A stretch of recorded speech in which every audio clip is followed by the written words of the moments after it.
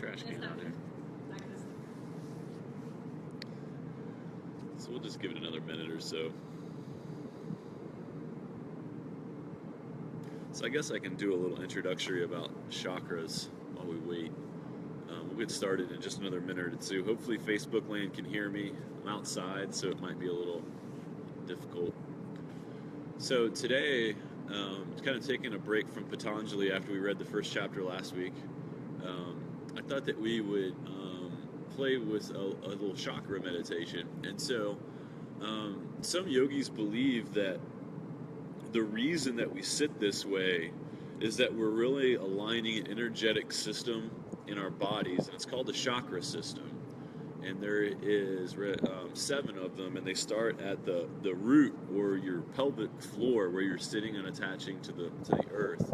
And then they move up progressively all the way up, and then the last one is actually right above your head. And the idea is that, as the ancient yogis were kind of, deducing and formalizing, is that there's all of these currents inside of your body. And that's where the prana from the outside, the energy, comes in, and then it gets affected by these. They're called nadis, and I like to think of them as like little tiny hurricanes of energy that are throughout your entire body. I think scientifically they would probably equate to like maybe even like the mitochondria that are inside of the cells, that kind of like that whole creation and destruction process that's inside of the body. But there are 7 main chakras, and really chakras is just a combination of lots of nadis. And so while we have nadis over our entire body and we constantly are having energy moving around, at the end of the day, there's a couple central points. And one of the things that we're trying to do in our meditation practice by sitting down, rooting down, and then extending our spine long is that we're aligning these chakras, these major chakra systems, from our pelvic floor all the way through our ceiling. And ultimately, so what happens is that it creates an energetic pathway that can come from above, from a higher source, and actually come down, fill you completely, and then go back the opposite direction. It becomes a flow that moves in both ways. And so we'll kind of play with that today, of kind of experimenting with what might that feel like, and just bringing some awareness to each one of those energetic systems as we move up and down. So there's some colors that are associated with the chakras as well, and so we're going to kind of talk about that. Yeah, feel free to grab a couple of these. Sit on. So I like using the colors in the chakra system because I think that it helps create mental images inside. But ultimately, usually we have some blockage in our chakras, because ultimately when you get unblocked, then you should really be feeling the connection to a higher power, for lack of a better word. And so, but I don't think that they're necessarily 100% closed off either. I think that we can still focus our energetic bodies to this period of alignment and see what happens. Ultimately, just like with any of our other meditation practice, I think it's really just about figuring out what works for you and really kind of tuning into yourself. Because ultimately, this is your practice. Just like our yoga asana practice, we have to find our meditative practice. And so, maybe chakra systems speak to you, and it's a way that you can kind of feel the energetic body, which I think is one of the goals in yoga ultimately. Or maybe not. Maybe it just all sounds like a bunch of hooey to you, and it doesn't really work, and that's perfectly fine, right? I mean, that's one of the things that I love about this practice, is that we get to develop whatever it means to us. But I invite you to approach today's practice with a non-analytical mind, to see if you can really kind of open up to the idea, right? Because if we tell ourselves that it's not possible from the get-go, then we'll never make any gains, whether or not it was true or not, if we've already convinced ourselves something opposite. So just see if you can just kind of open to the idea, even if it's just for 20 minutes, and see what happens. It's your experience ultimately, and so it doesn't even matter what I'm saying. If it doesn't integrate into you and make sense to you, then I don't find that knowledge is very useful in my day-to-day life and in my meditative practice. So we'll start from that point. So start with a meditative seat, whatever that means to you. You can you could do Sukhasana, which is just an easy pose, really concentrating to those 2 sits bones that are plugged into the mat or into the floor. You could do a half lotus pose if you'd like to bring one foot up. You can do double feet, do a full lotus. If you're at home, I'm doing this on Facebook too for my friends, and so just so you know, it's pointing at me though, not at you. But if you also want to sit up in a chair, that's another good way to do it. So if you have problems getting up and down with your knees, you can sit. A friend of mine recently called it the Sphinx pose or like the Pharaoh pose. So you can see them on the side of the pyramids where they're sitting up super straight, and their palms are on top of their knees, and they're very erect and they're very grounded, but their feet are on the floor instead of sitting all the way down. So that's a perfectly acceptable way. So once we find whatever a comfortable seat means to us, I invite you to relax your eyes. You don't have to close them if you don't want. If you want, you can also stare at the tip of your nose as a drishti or a gazing point, or maybe even a soft gaze in front of you. Many times I like to close my eyes though, just because it removes additional obstacles or additional stimuli that might take me away from my singular focus. Once you find that nice steady position in the seat where you can really feel your sits bones grounding down, then see if you can extend the spine long, so you can even think about making your torso grow taller with the crown of the head towards the sky or the ceiling. From there, you want to get wide across the chest, taking the shoulder blades onto the back body and getting as much space between the tops of the shoulders as possible. At the same time, relaxing the shoulders away from the ears, so we don't want to end up like we're carrying a whole bunch of tightness in our neck. We really want to open the chest and really feel the expansion. Be careful. Many of us, especially if we've been practicing yoga for a while, we have a tendency to do a back bend in everything that we do. So really pay attention to those front side ribs and make sure that they're knitting down towards the pelvis, that we're not doing a big hard opening back bend. Ultimately, what we're trying to do is stack these energetic systems right on top of each other, and we're trying to stack the spine on top of each other. Begin closing the mouth and breathing in and out of the nose if you can and you're not too congested. You want to inhale fully, and then exhale completely. Inhaling, and exhaling. Continue breathing at your pace and see if you can use your entire torso to breathe with. So on an inhalation, feel your side ribs expand, your front, your back, maybe your belly pokes out a little bit. And then on the exhalation, pull the belly button in towards the spine, really collapsing the diaphragm and pushing all of the air back out. And then on an inhale, you blow up like a balloon, as much air as possible in the torso. And then exhale, blowing all of that same air back out. Inhaling and exhaling. See if you can begin to shift your attention away from your thoughts. So many of us have like this narration that runs in our mind. It can be in words, it can be in pictures, constantly planning, thinking about the past, hoping for the future, reminding of ourselves of all of our personal to-do list tasks throughout the day. See if you can back away from this conversation of the mind. Patanjali calls them chitta vrittis, or mind fluctuations. There's that constant stream that sometimes we associate with us. But see if you can step back from that conversation and let that narrative of the mind slowly die out, just by not adding to it, not getting caught up in the narration, instead simply observing and focusing on the breath.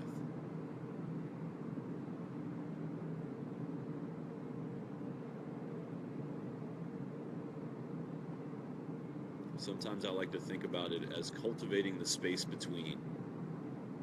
It's really relaxing into the space between the thoughts, giving myself permission to not do anything. That I can simply sit and breathe and observe, and that be okay. I don't have to be constantly planning or thinking. We can begin shifting our awareness away from the doer, maybe to the undoer instead. Just being open. Maybe open the palms towards the sky to receive any energy that might be coming down from above.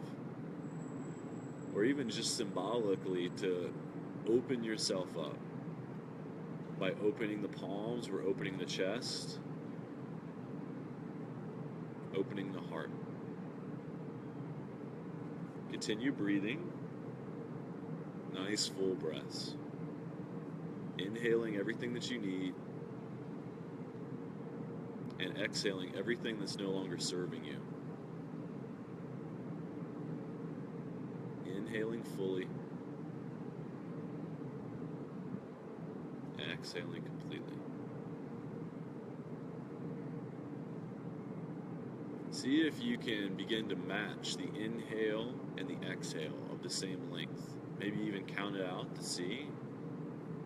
Perhaps on an inhale, counting 1, 2, 3, and then pause, and then exhale. 1, 2, 3. Pause. Inhale fully. Exhale completely. Continue breathing with this intention. Maybe you just think about it as breath, oxygenating the body. Perhaps you think about it about a pranic or a prana transfer from the external to the internal.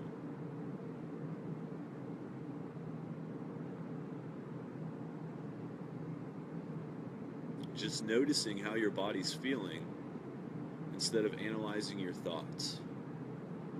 If you've slipped back into that narrative of the mind, that's perfectly fine. It happens to all of us. Simply smile and bring your attention back to the breath, back to your seat. Notice your posture if you need to sit up a little bit taller. Notice your shoulders if they're still relaxing away from the ears, open chest. Moving to the chakras, see if you can turn your mind's eye or your intuition internally instead of external. So instead of observing the natural world, see if you can turn that insight internal to your own inner landscape. See if you can follow the energetic body down the spine, maybe settling just where the place of your seat that's connected to the floor, to the mat. Maybe it's your perineum, the space between your privates. And just see if you can notice any feeling or any sensation in this deep-rootedness place. Maybe you can even begin to envision a red light, a ball of red light that's just buried deep in your pelvis, right? It's connected to the earth and you. Maybe even see if you can direct energy down the spinal column completely, all the way down into that root chakra.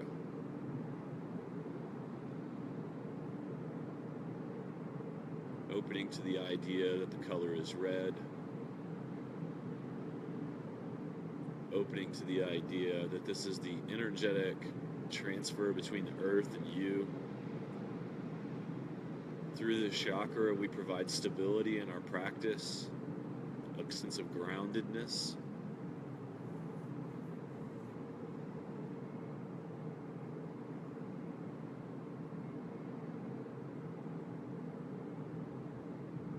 Coming up to the space internal to the pelvis, below the belly button, between the root chakra and the belly button.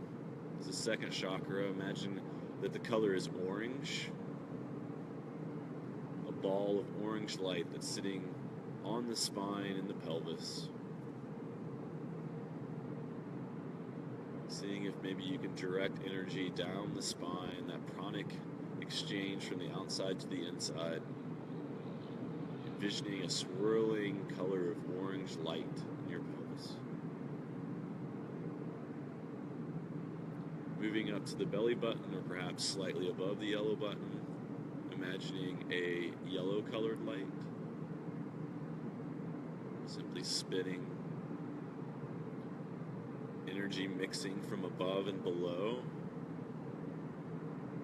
And where that energy is not stagnant, it doesn't just hang out, it's constantly in motion, moving between the chakras, moving between the nadis.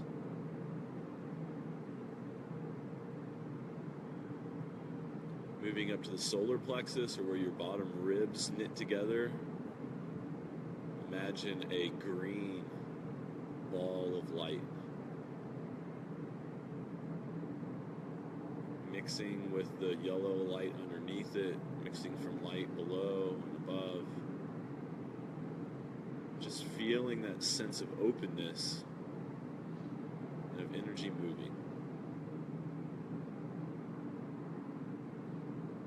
See if you can soften your attention from your mind's intellect and simply focus on a space right behind your ribs at your spine.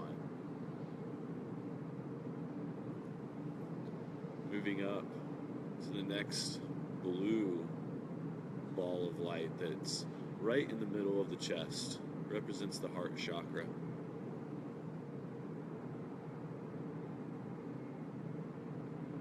Sometimes it's even helpful to take a hand in the middle of the chest and feel the vibrations, the heartbeat.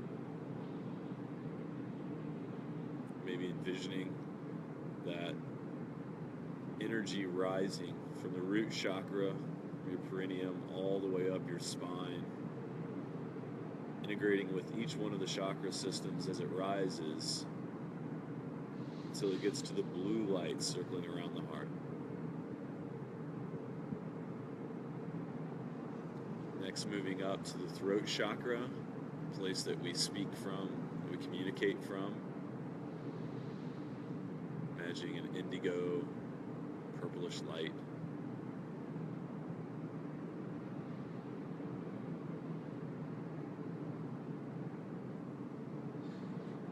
Imagining that sense of energy coming in from above. That constant force. Maybe you think of it as consciousness, the universe, the energy that connects and binds us all. Moving up to the next chakra at the middle of the third eye center. This is where we use our intuition, that sense, feeling. Sometimes we can just perceive that we're going in the right direction, or perceive how others are feeling without using our eyes. Instead, kind of reaching out, almost like we're embracing, but without the active effort. Maybe noticing if you can feel the energy transversing the entire spine, from the third eye center, down through the throat, through the heart, through the solar plexus, through the belly button, through the pelvis, down to the pelvic floor, and then back up. That energy interacting with each of the lights, red, orange, yellow, green, blue, indigo, violet, in the middle of the forehead. And then lastly, imagine a multicolored light that's hovering just above your crown, the crown chakra. The crown chakra is said to include all of the lower chakras, so all colors are represented as a multicolored light. The root chakra coming in, the heart chakra, the throat, third eye center, constantly shifting. See if you can focus your energy to the spot just above your head, just above your crown.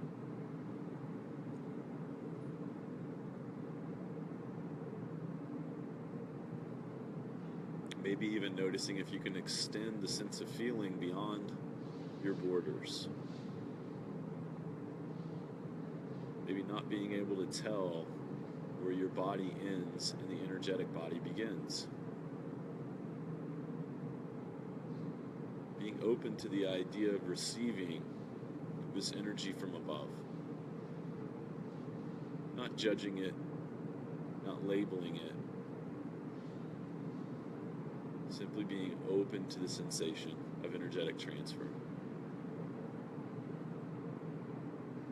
The more straight that we sit up tall, the more that we relax our shoulders away from the ears, the more in alignment these chakras, these nadis become. We essentially are taking the bends out of the road, right? We're creating a straight path from our connection to the earth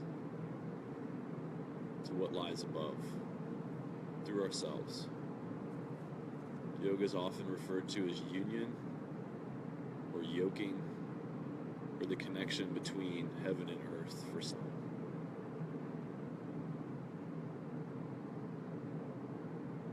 See if your heart feels this connection, and if not, that's okay.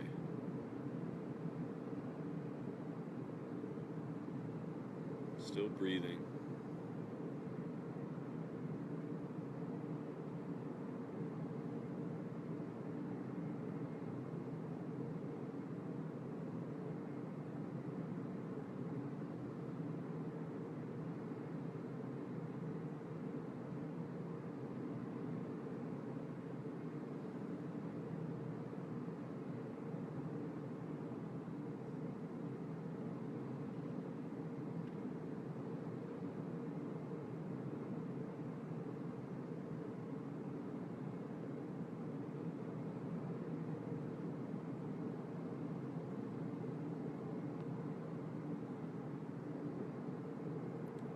Noticing where your mind's attention is gone.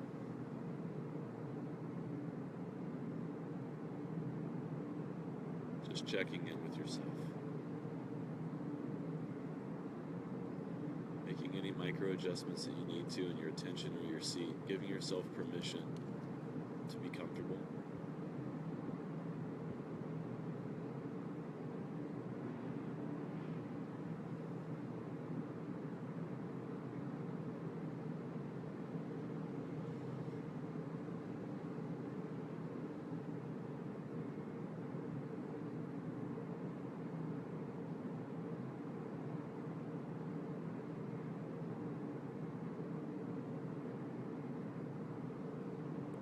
Whenever you're ready, bring your hands to Heart Center in Anjali Mudra or Sacred Prayer.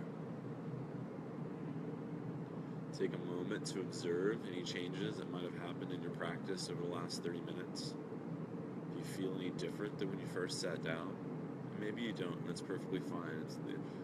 The point is not to judge the outcome of your practice, but to notice any shifts that have happened internal to you.